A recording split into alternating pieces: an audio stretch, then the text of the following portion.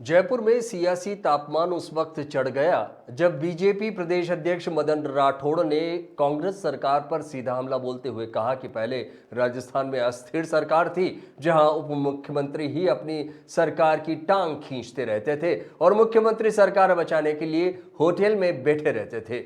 उन्होंने कहा कि ऐसे हालात में कोई भी उद्योगपति अपनी गाढ़ी कमाई का पैसा प्रदेश में लगाने की हिम्मत नहीं कर सकता।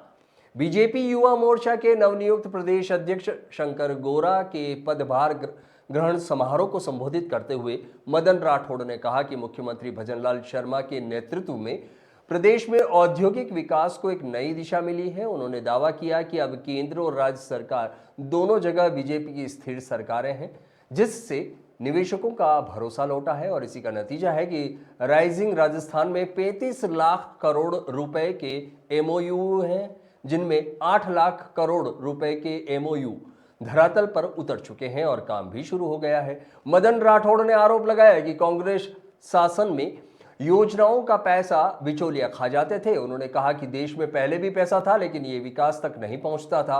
प्रधानमंत्री नरेंद्र मोदी ने पैसा खाने वालों को जेल सलाखों के पीछे पहुंचाया, इसलिए अब पूरा पैसा विकास में लग रहा है। उन्होंने कहा कि अब जब बिचौलियों को पैसा खाने का मौका नहीं मिल रहा है तो वे भ्रम फैलाने की काम कर रहे हैं, लेकिन जनता को ऐसे लोगों पर भरोसा नहीं करना चाहिए।